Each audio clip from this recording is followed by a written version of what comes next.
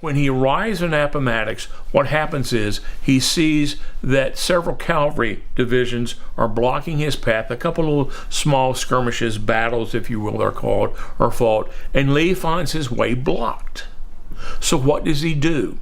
Grant makes entreaties on the 7th to get Lee to surrender. Lee is still looking for a way. He makes one final push, but he sees a huge number of African American troops blocking his way, and he knows, if you will, the jig is up.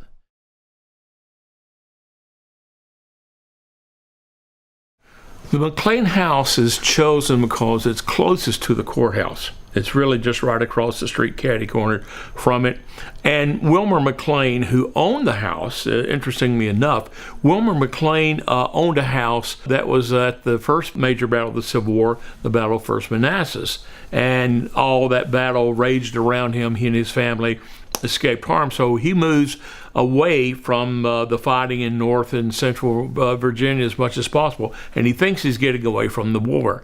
But McLean was sympathetic to the South. He was sympathetic to Lee. So in the talking around, he offered the house. So it's close, and he offers, and he probably realizes that this is going to be a very, very unique moment in American history, so he wants to be part of it.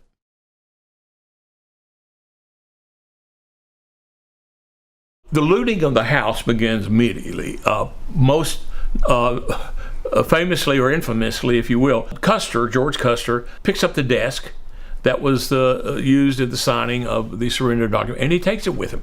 He later gives this desk to his wife, and of course we know he dies in the great battle at Little Bighorn. And today that desk is in the Chicago Historical Society Museum.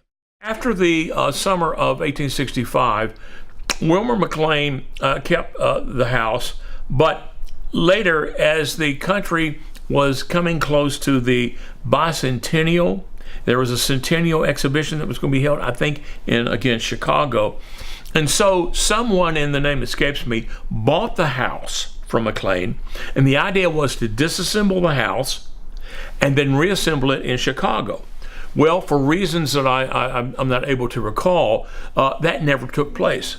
So what happened was, unfortunately, the entire house, which had been disassembled, pieces had been marked, for putting it together again, it just lay there rotted. So basically what you'll see is a carefully reconstructed version of the McLean house, not the real deal.